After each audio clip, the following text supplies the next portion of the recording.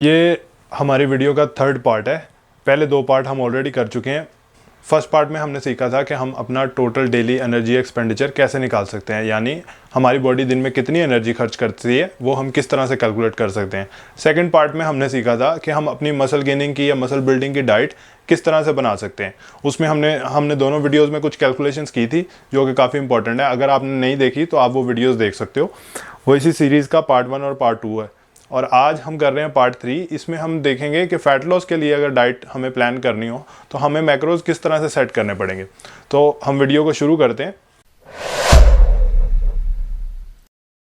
इस वीडियो में एग्जांपल के लिए हम वेट ले रहे हैं 200 पाउंड, यानी एक बंदा है जिसका 200 पाउंड तक वजन पहुंच गया, वो अपना वेट लॉस करना चाह रहा है। कुछ चीज़ें इसमें कांस्टेंट रहेंगी, ये बेसिक हैं, ये आपको भी पता होंगी। 1 ग्राम कार्ब में 4 कैलोरीज होती हैं, 1 ग्राम प्रोटीन में 4 कैलोरीज होती हैं, 1 ग्राम फैट में 9 कैलोरीज होती हैं। ये स्टैंडर्ड है, ये इतनी ही रहती हैं।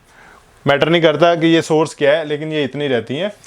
एक चीज़ मैटर करती है कि अगर आप कोई प्लान फॉलो कर रहे हो, आपका कोई गोल है, तो आपकी जो भी डाइट है वो न्यूट्रिशनस होनी चाहिए, वो गंदबला नहीं होना चाहिए। खुले आसमान के नीचे सारा कुछ नहीं खा लेना। जैसे चाइना के बारे में एक कहावत मशहूर है कि वो कुर्सी और टेबल को छोड़ के 4 टांगों वाली हर चीज़ खा लेते हैं। तो इस तरह का हिसाब किताब नहीं करना, न्यूट्रिशनस डाइट लेनी है। एक बंदा है जिसका वेट है 200 पाउंड, वो अपना फैट लॉस करना चाहता है, तो उसके लिए स्वीट स्पॉट क्या है, एक रेफरेंस क्या है कि उसको दिन में प्रोटीन खाना है 1.2 ग्राम पर pound of his body weight, यानी अपनी बॉडी यानी उसका जितना वेट है 1 पाउंड के हिसाब से 1.2 ग्राम उसको प्रोटीन खाना है, 1 ग्राम कार्बोहाइड्रेट और 0.2 ग्राम फैट। अब हम ये देखते हैं कि ये कितने बनते हैं। अगर हम इनको कैलकुलेट करें तो 0.2 को मल्टीप्लाई करें अगर हम 200 से, तो ये आएगा 40 ग्राम उसको फैट्स चाहिए। इसको 1 से मल्टीप्लाई करेंगे, ये तो उसको 200 ग्राम कार्ब्स चाहिए। 1.2 को अगर 200 पाउंड से मल्टीप्लाई करें तो उसको 240 ग्राम प्रोटीन भी चाहिए। अब उसको इस अमाउंट में ये सारा कुछ लाजमी खाना है। उसको 240 ग्राम प्रोटीन चाहिए दिन में, 200 ग्राम कार्ब चाहिए और 40 ग्राम फैट चाहिए। कार्ब्स किस लिए चाहिए? उसने वर्कआउट करना है। जो भी 200 पाउंड का बंदा उसने वर्कआउट करना है, उसको वर्कआउट की एनर्जी के लिए कार्ब्स होने लाजमी है। कार्ब्स बिल्कुल भी कट नहीं करते फैट लॉस में, वो बिल्कुल लास्ट के वीक में जाके कट करते हैं जब आपका फैट लॉस बिल्कुल एंड पे पहुंच गया। प्रोटीन उसको अपने मसल को प्रिजर्व रखने के लिए चाहिए। अब फैट लॉस और वेट लॉस में एक डिफरेंस है। फैट लॉस और वेट लॉस में क्या डिफरेंस है? फैट लॉस में हमें अपना फैट निकालना होता है, लेकिन हमारी प्रायोरिटी ये भी होती है कि हमारा जो मसल मास है वो प्रिजर्व रहे, हमारा मसल लॉस ना हो। उसके लिए हमें बॉडी को इनफ प्रोटीन देना लाजमी है। वेट लॉस में कोई मैटर नहीं करता कि आपका पीछे क्या बचेगा, सिर्फ आपको स्केल पे नंबर कम चाहिए होता है, वेट स्केल पे, और आपको देखने में चाहिए कि मैं पतला हो जाऊं। तो अगर वो कंडीशन है तो आप कोई फार्मूला ना भी फॉलो करो, आप वैसे खाना पीना थोड़ा सा छोड़ दो तो आपका वेट लॉस हो जाएगा, लेकिन वो भी एक हेल्थी प्रोसीजर नहीं है। फैट्स हमारी बॉडी की फंक्शनिंग के लिए चाहिए, हमारे जॉइंट हेल्थ के लिए चाहिए, हमारी ब्रेन फंक्शनिंग के लिए चाहिए, सेल्स की रिपेयरिंग के लिए चाहिए। तो ये चीज़ें, तीनों चीज़ें होनी लाजमी है। अब हम कैलकुलेट करते हैं कि ये टोटल कैलोरीज कितनी बनेगी। हमें पता है प्रोटीन में 4 कैलोरीज हैं, कार्ब्स में 4 कैलोरीज हैं, फैट्स में 9 कैलोरीज हैं। तो अगर हम इसको कैलकुलेट करें 240 मल्टीप्लाई बाय 4, यह आएगा 960।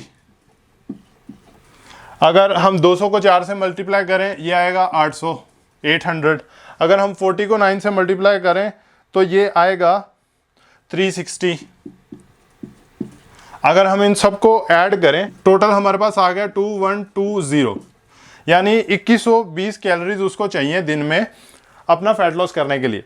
अब ये सारी कैलोरीज एक तो हेल्दी होनी चाहिए, दूसरा ये जो फार्मूला है ये काम करता है उन लोगों पे जिनका बॉडी फैट परसेंटेज 20 या 20 से नीचे है, यानी 21, 19, 18 इस टाइप के बॉडी फैट परसेंटेज पे ये फार्मूला काम करता है।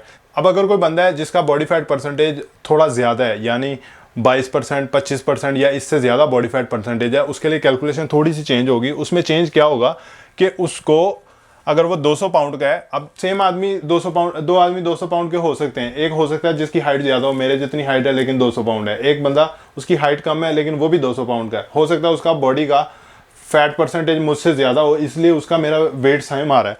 तो इस कंडीशन में अगर बॉडी फैट परसेंटेज ज़्यादा है तो आपको ये मैक्रोज फॉलो करने पड़ेंगे, यानी उसको प्रोटीन चाहिए 0.8 ग्राम पर pound of his body weight, 0.6 gram carb चाहिए और 0.3 ग्राम फैट चाहिए। वो क्यों? कि बॉडी में फैट परसेंटेज ऑलरेडी ज़्यादा है, बॉडी के पास इस्तेमाल करने के लिए ऑलरेडी स्टोर्ड कैलोरीज बहुत ज़्यादा है, तो इसलिए बाहर से ज़्यादा देने की ज़रूरत नहीं है। शुरू में बॉडी हैंडल कर लेगी विदाउट कोई मसल मास लॉस किए, क्योंकि 1 ग्राम प्रोटीन में 4 कैलोरीज होती हैं। इसको हमने मल्टीप्लाई करना है 4 से, तो हमारे पास आंसर आएगा 640।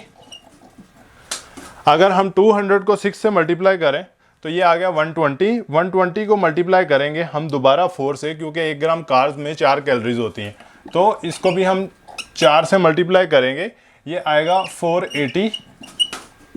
अगर हम 60 को 9 से मल्टीप्लाई करेंगे, क्योंकि 1 ग्राम फैट में 9 कैलोरीज होती हैं, तो 60 को मल्टीप्लाई बाय 9 करेंगे, हमारे पास आया 540।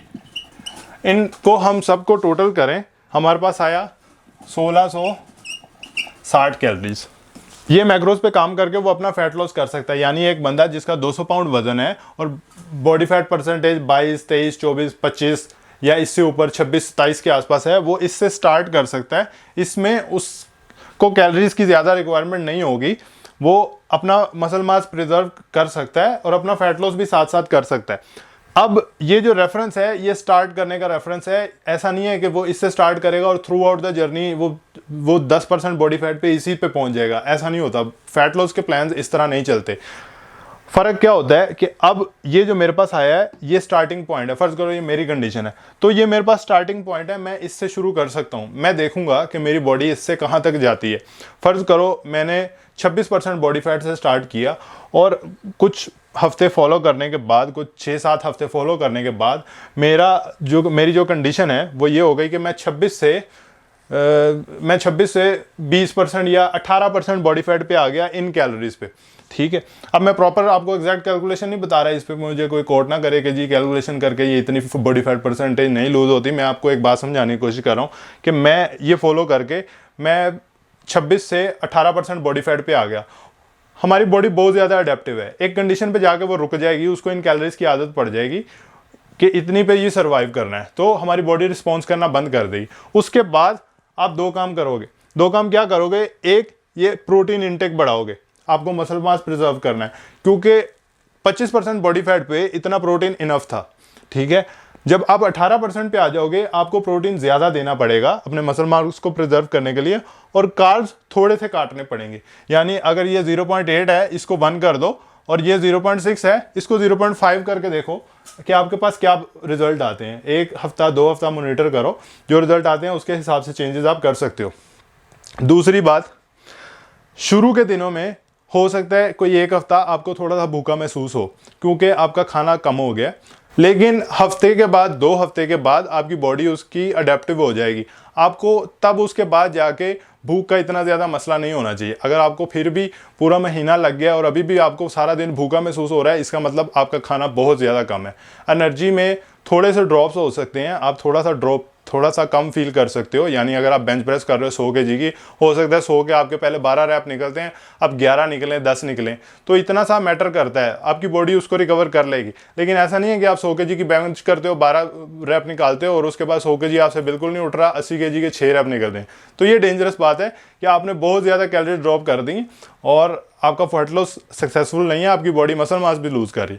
तो इन सारी चीज़ों का अगर ख्याल रखो आप, तो अपना फैट लॉस सक्सेसफुली कर सकते हो मसल मास बचा के। इंपॉर्टेंट बात जो मैंने आपको कैलकुलेशन के अलावा इसमें बताई वो है चेंज। आपकी बॉडी या इस नंबर से कहाँ तक जाती है आप फॉलो करो उसको। अगर एक स्टेज पे जाकर रुक जाती है तो आपको अपने मैक्रोज थोड़े से चेंज करने पड़ेंगे, ये सबको करने पड़ते हैं।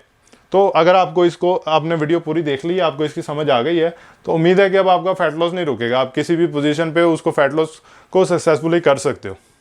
तो यह हमारी सीरीज़ यहाँ पे ख़त्म हुई। हमने 3 वीडियोज़ इसमें की, अगर आपने पहली 2 नहीं देखी आप जाके देख सकते हो।